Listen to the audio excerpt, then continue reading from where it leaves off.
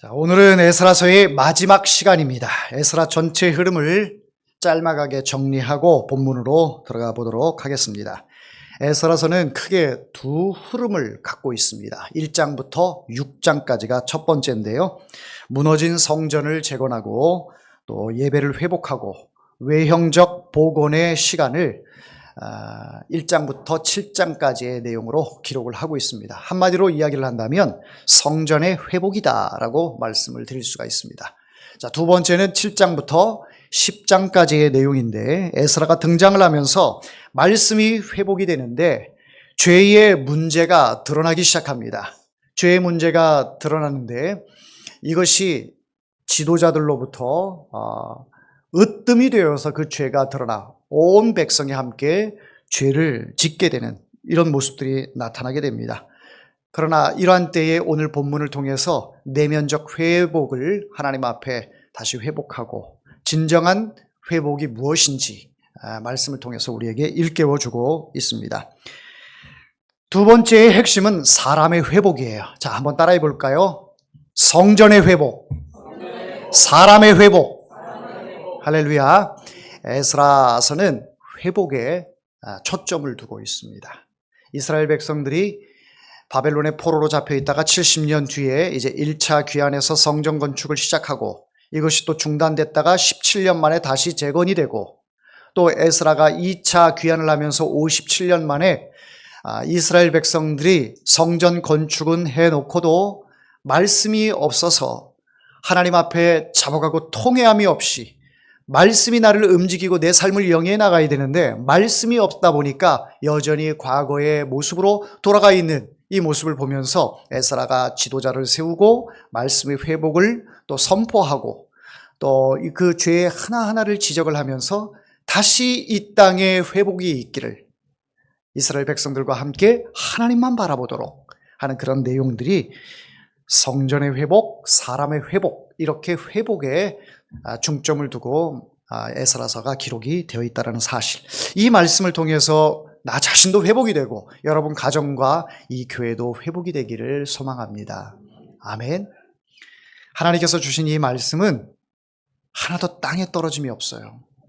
이 말씀을 여러분 가슴에 깊이 새기고 이 말씀대로 살면 하나님께서 그 마음의 밭에 아름다운 결실을 허락하실 줄 믿습니다.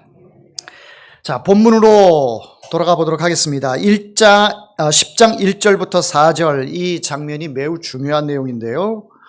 오늘 본문에는 에스라가 눈물로 시작을 합니다. 에스라가 울기 시작해요. 말씀을 가르치는 자고 제사를 집례하는 자고 설교를 하는 사람이 아무 말 하지 않습니다. 설교하지 않습니다. 말씀을 가르치지 않습니다. 그저 억장이 무너져서 울고 있는 것을 보게 됩니다. 이스라엘 백성들을 향하여 책망하지 않습니다. 그저 하나님 앞에서 무너지는 모습을 그대로 드러내놓고 있습니다. 그리고 그 눈물이 공동체를 흔드는 것을 보게 됩니다. 바로 이 지점에서 우리는 한 가지를 생각을 해야 합니다. 나는 마지막으로 언제 하나님 앞에 울었던가? 내가 하나님 앞에 엉엉 울면서 내 내적 울음과 외적 울음이 이 울음이 언제적 있었던 일이었던가? 옛날이요, 이렇게 생각하는 분 계시지 않습니까? 어느 한 신실한 집사님이 있습니다. 이 집사님이 교회에서는 1등 집사님이에요. 열심히 봉사를 합니다. 헌신합니다.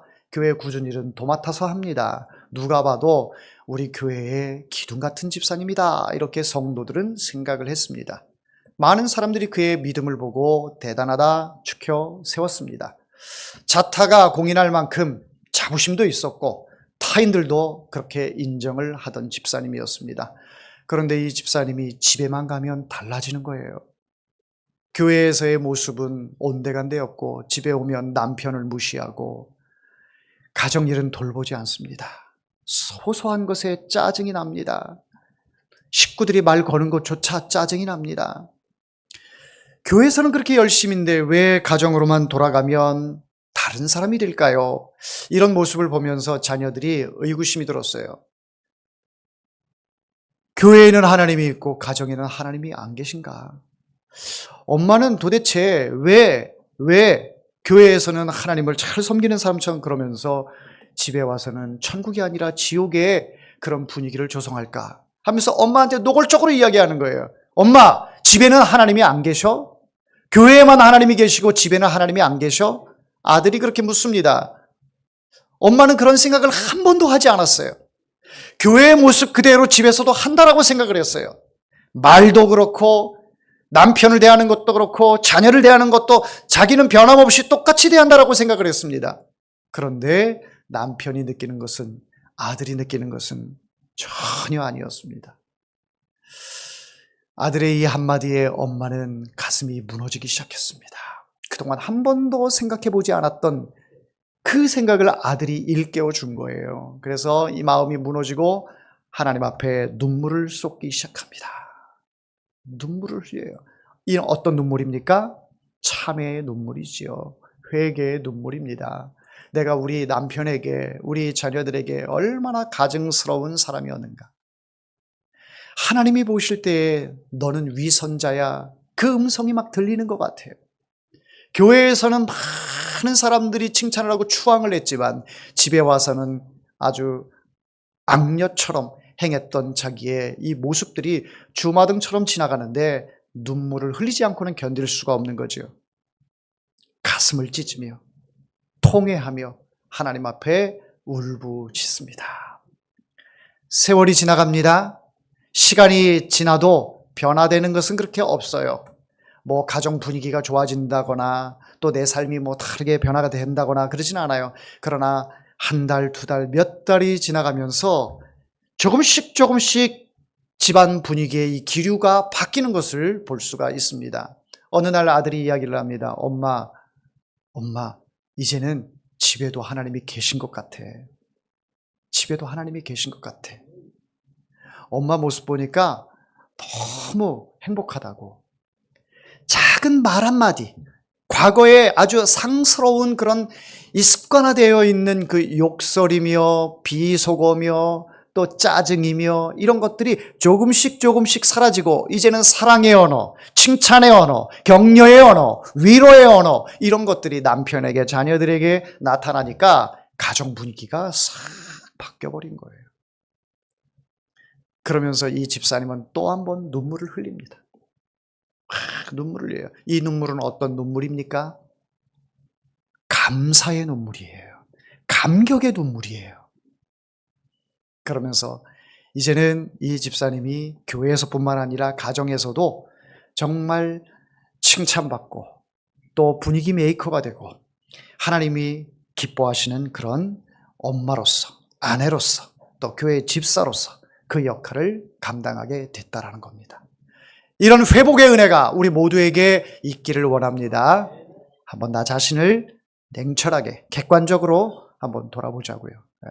나는 나를 굉장히 괜찮은 사람이라고 생각하는데 다른 사람은 나를 어떻게 생각하는가? 우리 가족은 나를 어떻게 생각하는가? 이런 것들을 우리가 무심코 지나감으로 인해서 의도치 않게 상대방에게 상처를 주었던 그런 기억들이 있고 일들이 있다면 여러분 이제는 우리 한번 고쳐보자고요. 회복해보자고요. 그런 부분들을 하나님 앞에 울며 기도하시기를 원합니다. 할렐루야. 자, 이렇게 눈물은 사람을 감동시키고 또 다른 사람을 변화시키는 이런 일들을 나타내곤 합니다. 제가 어제 선배 목사님 교회에 임직식을 다녀왔습니다. 위임식이었는데요. 그 목사님이 개척을 하고 24년 만에 위임식을 열게 되었습니다. 얼마나 감격스러운지 몰랐어요. 위임국장인 목사님도 눈물을 흘리니 위임을 받는 목사님도 눈물을 흘리고 사모님도 눈물을 흘리고 그 목사님의 아들도 눈물을 흘리고 저도 눈물을 흘리고 참석했던 분들이 감격의 도가니가 되었습니다. 눈물이 이렇게 착착착착 퍼지더라고요. 좋은 전염이 돼서 참 은혜로운, 감격스러운 그런 위임식이 되었습니다. 코로나 시기를 맞이하면서 또 교회를 이전하면서 성도들이 떠나가는 그 성도들을 눈물로 보낼 수밖에 없었던 그 목사님 그 마음을 또 이심전심으로 느껴지는 거예요. 그런 가운데서 위임식을 수년 전에 계획을 세웠다가 여러 가지 교회의 변화와 풍파로 인해서 차일피일 미루다가 24년 만에 위임식을 하는데 너무너무 좋았어요. 우리 교회도 한번 이렇게 생각을 해보았습니다. 하나님, 우리 교회 안에도 또 장로 임직도 하고 권사, 안수집사도 임직하고 또 따라서 목사 위임식도 할 날이 하나님 허락하시겠지요? 하나님 그날이 오겠지요? 하나님 그때 얼마나 은혜를 주시고 감격을 주실까요? 또 제 나름대로 하나님 앞에 기도하면서 가슴이 뭉클하기도 했습니다. 자, 그런데 보니까 그 교회는요, 성도가 그리 많은 성도는 아니에요. 우리보다 조금 많을까 비슷할까 조금 많을까 그래요. 그런데 다 젊어요. 다 학생들이고 청년들이더라고요. 깜짝 놀랐어요. 그래서 이 교회의 미래가 밝구나, 그 생각을 했습니다. 물론 성도들과 함께 은혜롭게 이렇게 양육하고 교육하고 성장시키면 이사로 떠나가고 코로나로 떠나가고 그래서 장년 세대들이 많이 떠나간 거예요. 그 남아있는 분들 보니까 젊은 청년들, 학생들, 몇몇 장년 집사님들, 이렇게 장로님 한 분 계시고 이렇게 남아있더라고요. 우리 교회도 코로나 시기를 맞이해서 그런 부침이 있었던 것 여러분들 잘 아실 겁니다. 그러나 그럼에도 불구하고 하나님께서 우리 교회를 여기까지 인도하셨고 또 지켜주시고 보호하신 줄 믿습니다. 앞으로를 향해서도 우리 이 젊은 세대들이 이 가운데 자리를 잡고 계시니 앞으로도 하나님께서 은혜를 허락하셔서 이 교회의 미래가 밝을 줄 믿습니다. 할렐루야. 우리 함께 애통하는 마음으로 교회를 사랑하고 또 한 영혼 한 영혼을 사랑하고 이 모든 것들의 원인이 좋지 않은 원인이라면 하나님 저 때문이군요. 좋은 원인이라면 하나님 우리 모든 집사님 권사님들 덕분이군요. 하나님께서 이 교회를 이렇게 세워주셔서 너무 감사합니다. 한국교회가 많이 칠과 같이 어두움이 많이 있다고들 하지만 그래도 눈물이 있는 곳에, 눈물이 있는 그 교회에, 눈물이 있는 그 성도 가운데 아직도 희망이 있다. 할렐루야. 여러분, 눈물은 찌질한 사람이 흘리는 게 눈물이 아니에요. 가슴이 뜨거운 사람이 눈물을 흘리는 거예요. 여러분 마음 가운데 하나님을 향하여, 교회를 향하여, 한 영혼 한 영혼을 향하여 뜨거운 마음이 있기를 소망합니다. 그러면 눈물이 나요. 오늘 에스라는 책망하지 않습니다. 누구 탓이라고 말하지 않습니다. 우리의 죄. 그러면서 눈물을 하나님 앞에 흘리는 것을 볼 수가 있습니다. 그저 울기만 해요. 자, 본문을 한번 보겠습니다. 1절에 에스라가 하나님의 성전 앞에 엎드려 울며 기도하여 죄를 자복할 때에 에스라가 뭐 잘못한 것 있나요? 에스라 잘못한 거 하나도 없습니다. 하나님의 말씀을 백성들에게 가르치고 제사장이기 때문에 제사 집례를 하고 선지자로서 그 역할을 감당한 사람이에요. 많은 제사장과 리더급에 있는 사람들이 세상 사람들과 통혼을 하며 가증한 일을 일삼을 때에도 이 에스라는 하나님 앞에 금식하며 기도했던 사람이에요. 한 사람 한 사람 누구 지적할 수가 없어요. 왜? 너무 많은 죄들을 사람들이 보편적으로 짓고 있기 때문에. 백성들의 죄가 아니라 바로 제사장들, 레위인들, 정치인들, 방백들 이런 사람들이 지도급에 있는 사람들이 너나 할 것 없이 저 제사장이 죄를 짓네. 뭐 내가 죄를 짓는 것에 대해서 그다지 양심의 가책을 느끼지 않아요. 나한테 죄를 묻는다면 저 사람도 했어요. 이 사람도 했어요. 핑계거리가 있기 때문에. 그러니까 화인 맞은 양심이 다 된 거예요. 여러분 죄의 오염이 이 전염이 얼마나 심한지 모릅니다. 죄가 한번 오염되면요, 이 부패성은 옆에 사람들에게 자연스럽게 나타나요. 자연스럽게. 시신이 썩으면 그 썩은 가운데 구더기가 얼마나 많이 번식을 하는지. 구더기뿐입니까? 수없이 많은 벌레들이 그 시체를 먹기 위해서 달라붙습니다. 그러니까 그 오염이 얼마나 심각한지 이루 말할 수가 없지요. 죄의 오염도 그렇습니다. 목사가 타락을 하고 목사가 죄의 오염이 되면 성도들은 그동안 함께 했던 그 세월과 가스라이팅이 되었기 때문에 목사가 죄를 지어도 우리 목사님은 그런 분 아니야. 그럼에도 불구하고 나는 목사님을 지지해. 그럼에도 불구하고 나는 목사님을 따를 거야. 이렇게 정신이 다 빼앗긴 사람들이 많이 있다라는 거예요. 이게 죄의 오염이라는 거예요. 전염이라는 거예요. 목사가 죄의 전염이 되니까, 오염이 되니까 성도들까지 다 전염이 돼버리고 말아요. 옳은 것이 무엇인지, 그른 것이 무엇인지, 죄가 무엇인지, 선이 무엇인지, 하나님이 누군지, 사단이 누군지 이 분별이 안 되는 거예요. 그만큼 이 죄의 오염은 아주 심각합니다. 에스라는 본인이 할 수 있는 것이 없어요. 목청 높여가면서 막 백성들을 나무라고 회초리를 때려도 부족한데, 그런데 그렇게 그런 방법을 하지 않습니다. 그저 하나님 앞에 눈물 흘려가며 기도하고 자백함으로 나아갑니다.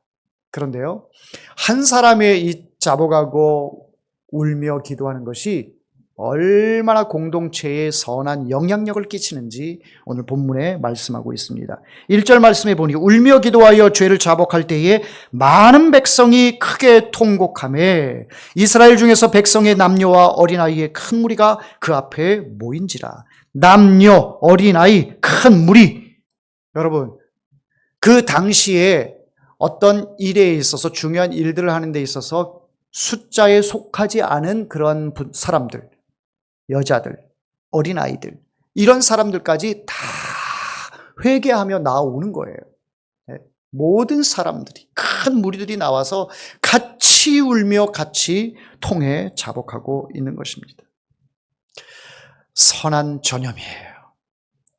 여러분, 1907년도 평양 대부흥 여러분들 잘 아실 겁니다.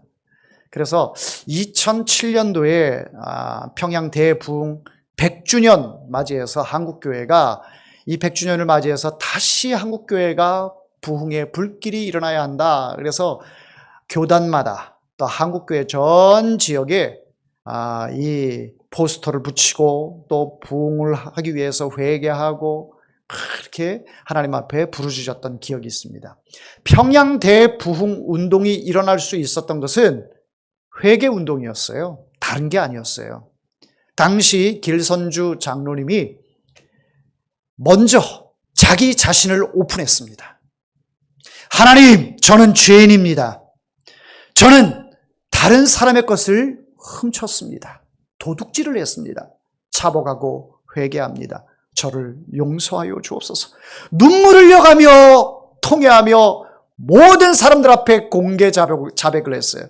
그랬더니 성도들이 그 기도 소리를 듣고 가슴을 치면서 너나 할 것 없이 자기가 지었던 죄, 간음했던 죄, 살인을 저질렀던 죄, 폭행을 저질렀던 죄, 이런 모든 죄들을 다 쏟아내기 시작했습니다. 그래서 회개 운동이 성령 운동이 되고 성령 운동이 전도 폭발 운동이 되었습니다. 이것이 전국에 확산이 되기 시작했습니다. 한국 전역의 교회에 퍼지기 시작했고 부흥할 수 있는 것은 자복하고 회개하는 일밖에 없다. 이 일로 인하여 많은 목사님들이 가슴을 치며 회개하기 시작했습니다. 성도들도 같이 뜨겁게 눈물을 흘려가며 기도하기 시작했습니다. 이 나라, 이 조선이 일본에 의해서 나라를 빼앗기고 지금 이 고통 가운데 있는 이 상황이 누구의 탓이 아니라 바로 하나님 앞에 죄인인 나의 탓이다. 이 고백을 하며 회개 운동이 일어나기 시작했고 이 회개 운동은 나아가서 독립운동에 이르기까지 나타나게 되었습니다.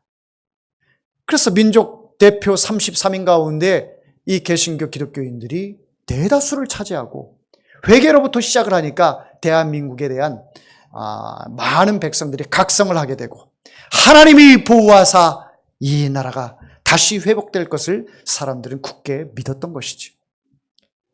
한 사람의 회개 운동, 이 회개가 아름다운 선으로 전염이 된 것을 볼 수가 있습니다. 여러분, 대학생 선교회 CCC가 오늘날 이렇게 커서 전 세계에 대학생 선교회가 일어나게 된 것도 4명의 학생들이 모여서 열심히 기도하면서 시작해가지고 이렇게 오늘날 전 세계에 CCC라는 대학생 선교회가 태동이 되게 된 것입니다. 복음을 전하기 위해서.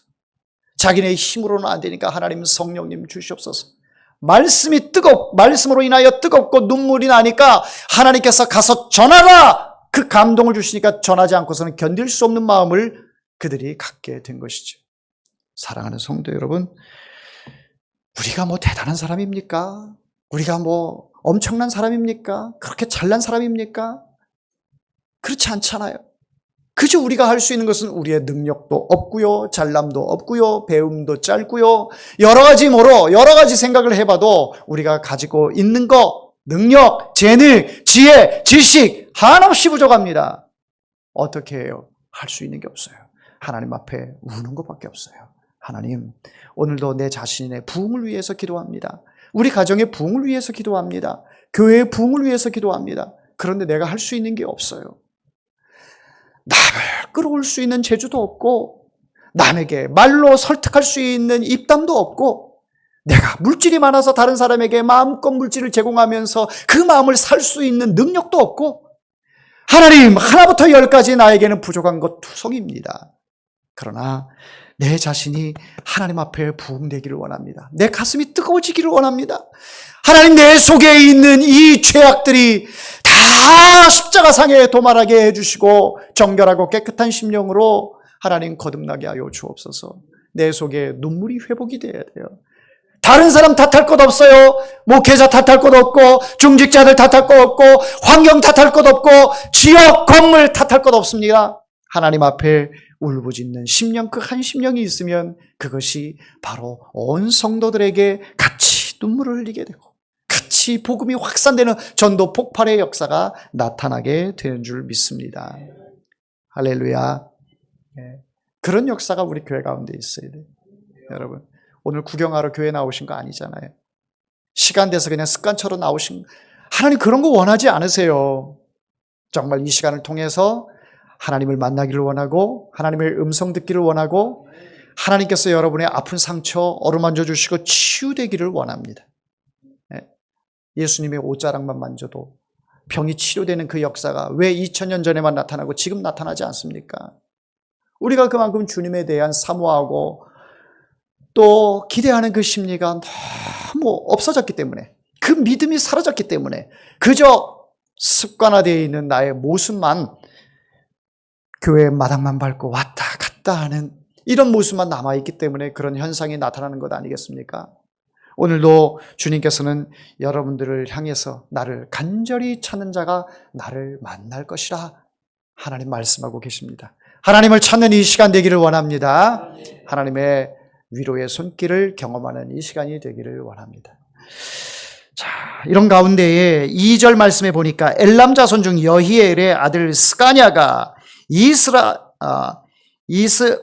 에스라에게 이르되 우리가 우리 하나님께 범죄하여 이 땅 이방 여자를 맞이하여 아내로 삼았으나 이스라엘에게 아직도 소망이 있나니, 이렇게 고백합니다. 한번 따라해 보겠습니다. 아직도 소망이 있습니다. 아멘. 아직도 소망이 있습니다. 아직도 나에게 소망이 있습니다. 아직도 여러분 가정에 소망이 있습니다. 교회 가운데 소망이 있습니다.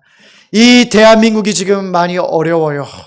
참, 이 강대국 사이에 샌드위치처럼 탁 껴가지고 한쪽으로 치우칠 수도 없어요. 이쪽 치우치면 저쪽에서 아항 하고, 이쪽에서 아항 하니까 참 그 가운데서 이 외줄 타기 하느라고 너무너무 힘든 그 정치인들의 모습을 보게 됩니다. 그럼에도 불구하고 하나님이 세운 나라, 하나님께서 지켜주시는 나라, 아직도 이 나라에 소망이 있는 줄 믿습니다.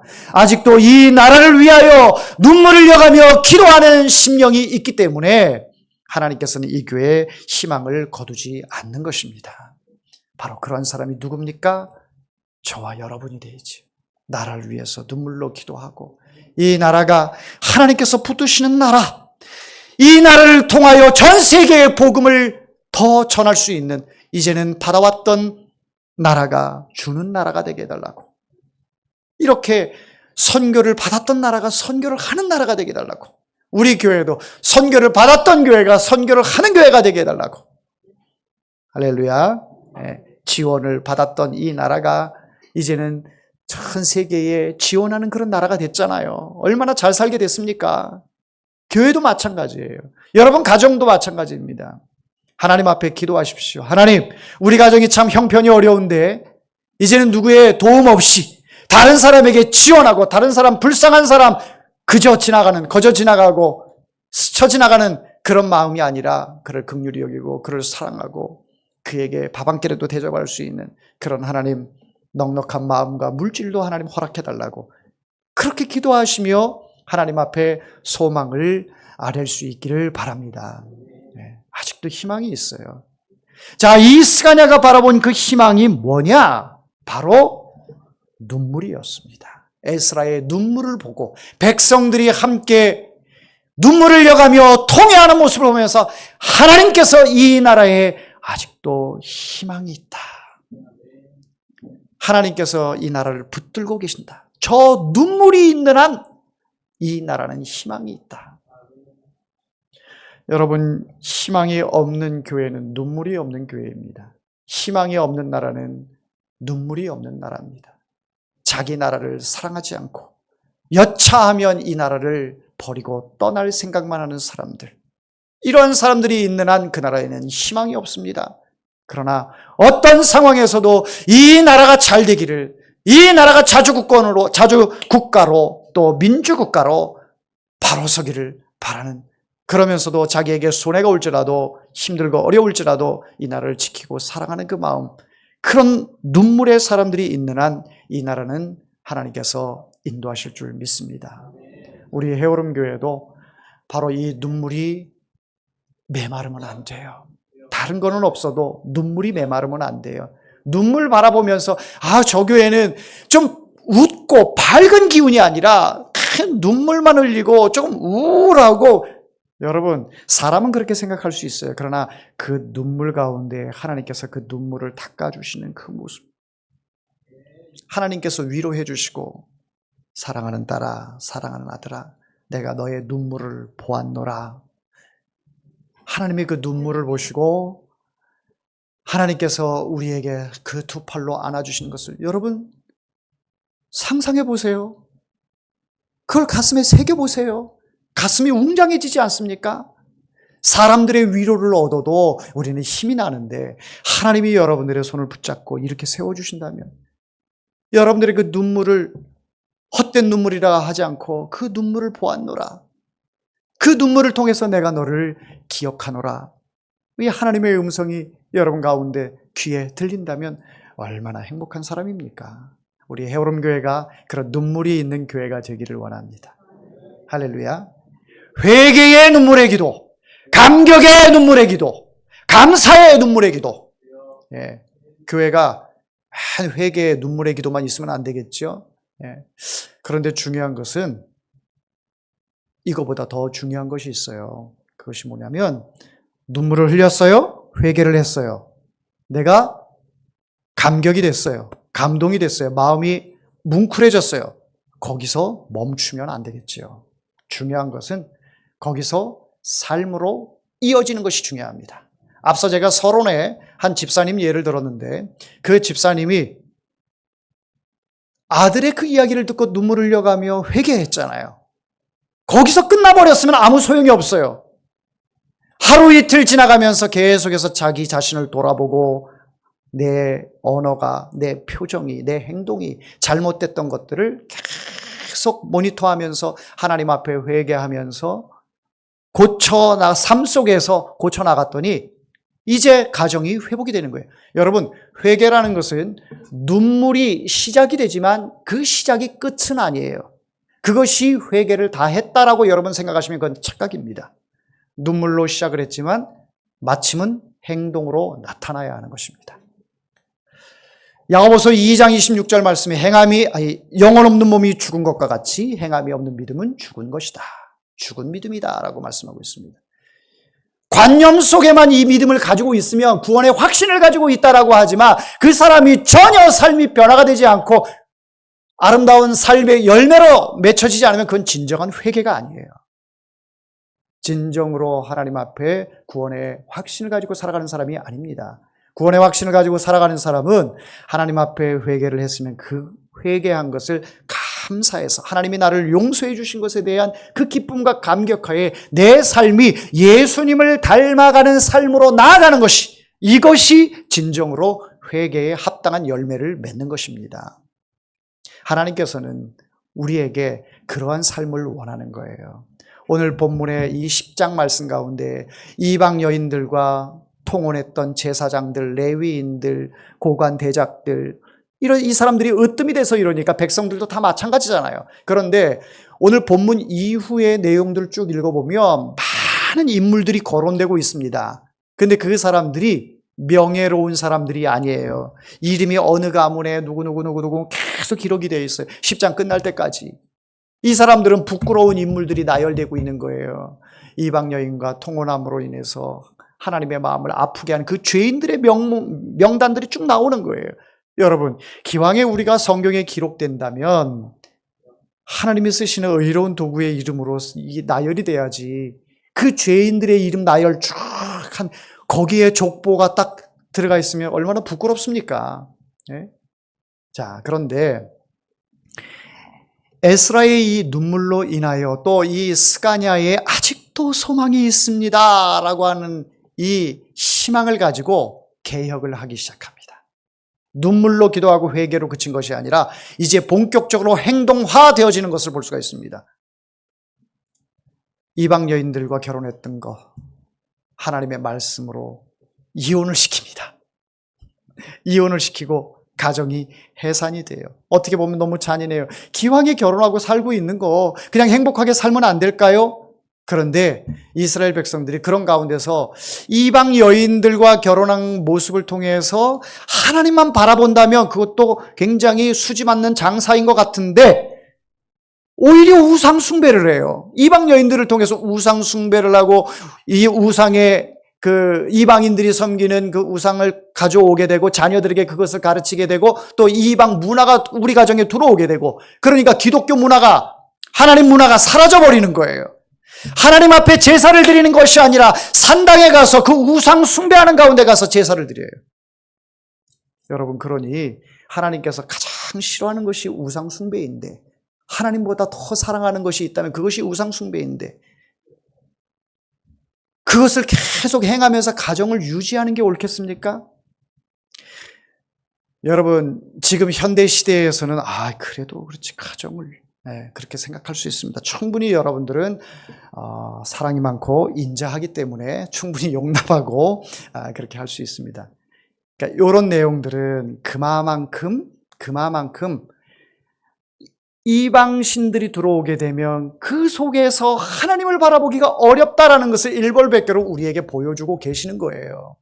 사랑하는 성도 여러분, 여러분들이 그렇게 쉽게 생각했던 결혼, 쉽게 생각했던 자녀들의 그 결혼, 또 결혼하지 않은 자녀들이 쉽게 생각했던 그 결혼, 내가 사랑하는 사람이라면 뭐 가능하지 않을까 했는데 여러분, 우리가 신앙생활 하는 것이 그저 잘 먹고 잘 살라고 하는 거 아니잖아요. 영원한 하나님의 나라, 영원한 하나님께서 우리를 위하여 처소를 예비하신 그 천국을 향해서 우리를 영원히 사는 것으로 영생하도록 우리 예수님께서 준비하셨는데 그것을 뒤로하고 이 세상에 내 말초신경을 자극하고 가정의 안락을 생각하고 나의 어떤 이 평안함과 기쁨을 생각해서 영원한 것들을 뒤로 한다면 그보다 어리석은 사람이 어디 있겠습니까? 기왕에 여러분들이 결혼을 해서 지금 믿지 않는 식구들과 함께 살아간다면 여러분은 정말 눈물로 하나님 앞에 기도해야 합니다. 이혼하라는 얘기가 아니고 눈물로 기도하면서 에스라처럼 이 백성들이 정말로 하나님 앞에 돌아오도록 모든 백성들이 하나님 앞에 자복하고 통회하도록 그렇게 여러분들은 마치 일사각오의 정신을 가지고 하나님 앞에 엎드려야 할 것입니다.